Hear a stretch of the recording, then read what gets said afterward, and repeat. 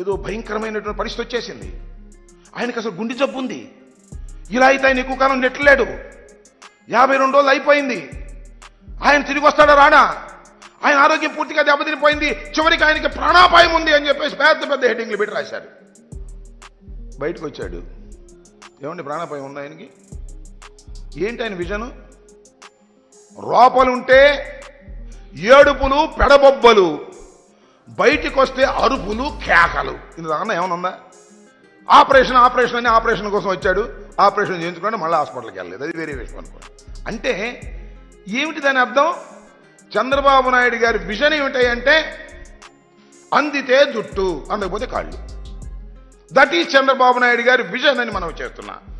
అలాంటి విజన్ని చంద్రబాబు నాయుడు గారు ఈ రోజున చేశారు. ఇలాంటి విజన్ చేసినటువంటి చంద్రబాబు నాయుడు గారు ఇవాళ రకరకాలుగా చెప్తాడు. ఇంకొక విజన్ ఉంది ఆయన దగ్గర.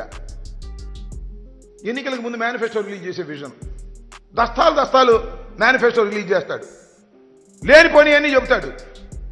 దానిలో పొందుపరుస్తాడు. అసాధ్యమైనవి కూడా చేసేస్తానంట. అంతే. రైతులు రుణమాఫీ చేసేస్తా, డోక్రా మహిళ రుణమాఫీ చేసేస్తా, కాపులకి 10 కోట్ల రూపాయలు ఇచ్చేస్తా, కాపులను బీసీలో చేర్చేస్తా. అసాధ్యమైనటువంటి విషయాలను, సాధ్యం కానటువంటి విషయాలను అన్నిటినీ మేనిఫెస్టోలో పొందుపరుస్తాడు, రిలీజ్ చేస్తాడు. That is his vision. ఎన్నికలు అయిపోతాయి, గెలుస్తాడు అనుకోండి, ఆ మేనిఫెస్టోని మాయం చేసేస్తాడు. ఆ మేనిఫెస్టోని వెబ్సైట్ నుంచి తీసేస్తాడు. ఎక్కడ ఉంటే అవి కొనుక్కొచ్చి తగలేసేస్తాడు. This is the vision of Chandrababu Naidu garu. Chandrababu Naidu గారి విజన్ ఇది. మేనిఫెస్టో రిలీజ్ చేయటం, ఎన్నికల్లో గెలిపిస్తే మేనిఫెస్టోని మాయం చేసేటటువంటి విజన్ కలిగినటువంటి వ్యక్తి చంద్రబాబు నాయుడు గారు. అదేమంటే చంద్రబాబు నాయుడు గారు అంటున్నాడు, నాది విజన్, జగన్ది పాయిజన్. బాగుంది కదా డైలాగు? ఈయనది విజన్ అంట, జగన్మోహన్ రెడ్డి గారిది పాయిజన్ అంట.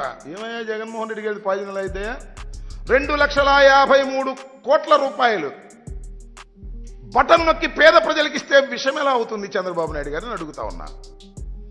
నువ్వు విషం, నీ ఆలోచనల విషం, నీ శరీరంలో ప్రతి అణువు విషమేనని మనవి చేస్తున్నా. ఈ దేశ రాజకీయాల్లో నీ అంత విషపూరితమైనటువంటి రాజకీయవేత్త ఎవడు లేడు. అరికాల దగ్గర నుంచి నుదిటి ఎంట్రిక వరకు, తల మీద ఎంట్రుక వరకు విషంతో నిండిపోయినటువంటి వ్యక్తి నారా చంద్రబాబు నాయుడు. నేను ఒక్కటి మనవి చేస్తా, కావాలంటే చూసుకోండి, ఛాలెంజ్ చేస్తా. అత్యంత విషపూరితమైనటువంటి నల్ల త్రాసుని తీసుకొచ్చి చంద్రబాబు నాయుడు గారిని ముందు పెట్టండి. ఆయన అటు చూస్తే చాలు, అది విషం కక్కు చావపోతే నన్ను అడగండి. అంత విషపూరితమైన మనిషి నారా చంద్రబాబు నాయుడు గారు ఇవాళ జగన్మోహన్ రెడ్డి గారిని పాయిజన్ అనేటువంటి పరిస్థితికి వచ్చి ఏదో ఒక విధంగా బురద జల్లాలనేటువంటి ప్రయత్నం చేస్తున్నటువంటి పరిస్థితులు. ఎందుకంటే ఇదే చివరి ఎన్నిక పాపం ఆయనకి. ఆయనే చెప్పుకున్నాడు, విన్నారుగా, ఈసారి నేను ముఖ్యమంత్రి కాకపోతే ఇక నాకు ఎలక్షన్ లేవన్నాడు. ఈసారి ముఖ్యమంత్రి కాకపోతే ఇక నేను అసెంబ్లీకి రానన్నాడు. అది ఖాయమైపోతుంది. అందువల్ల ఏ విధంగా అయినా సరే సబద్దాలాడి కోట్లు ఖర్చు పెట్టి జగన్మోహన్ రెడ్డి మీద విషం జల్లి ఏదో ఒక విధంగా గెలవాలనే తాపత్రయమే కనపడుతుంది తప్ప ప్రజలకు మేలు చేశాను కాబట్టి గెలవాలనేటువంటి ఆత్మస్థైర్యం లేనటువంటి వ్యక్తిగా ఇవాళ నారా చంద్రబాబు నాయుడు గారు చాలా స్పష్టంగా అర్థమవుతున్నాడనే విషయాన్ని మీ అందరికీ కాస్త చంద్రబాబు నాయుడు గారి ఉపన్యాసాలు కానీ మీటింగులు కానీ అత్యంతం పరిశీలిస్తే చాలా స్పష్టంగా అర్థమవుతుందని కూడా మనవి చేస్తున్నాం. ఎస్, ఇవాళ జగన్మోహన్ రెడ్డి గారు భీమిల్లో బహిరంగ సభ పెట్టారు. సిద్ధం అని పెట్టారు. మేము ఎన్నికలకు సిద్ధం, సర్వం సిద్ధం చేసుకున్నాం, మా 175 మంది అభ్యర్థులు సిద్ధం, 25 మంది పార్లమెంటు సభ్యులు సిద్ధం, మేము సిద్ధంగా ఉన్నాము, ప్రజలకు మేలు చేశాము, రాబోయే ఎన్నికలకు అడుగులు వేస్తున్నాము, మేము సిద్ధంగా ఉన్నాము అని చెబుతుంటే చంద్రబాబు నాయుడు గారు అంటున్నాడు సిద్ధం అని. చంద్రబాబు నాయుడు గారే కాదు, ఆయన ఎవరు, పవన్ కళ్యాణ్ గారు, ఆయన కూడా సిద్ధం అంటున్నాడు. దేనికయ్యా సిద్ధం? మీరు నాకు అర్థం కాలేదు.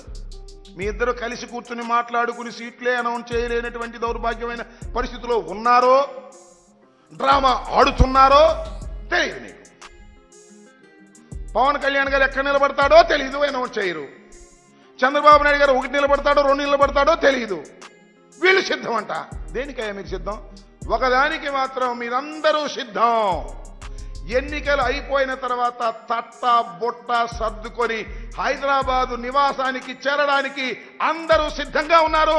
చంద్రబాబు నాయుడు గారు, పవన్ కళ్యాణ్ గారు, లోకేష్ గారు సిద్ధంగా ఉన్నారు. మూటా ముళ్ళ సర్దుకొని. ఎందుకంటే ఇల్లు కూడా లేనటువంటి రాజకీయవేత్తలు మీరు ఆంధ్రప్రదేశ్లో కాబట్టి లారీకి సరుకెత్తుకుని సర్దుకోవడానికి సిద్ధంగా ఉన్నటువంటి ముఖాలు మీవి అని ఈ సందర్భంగా నేను స్పష్టంగా చెప్పదలుచుకున్నా.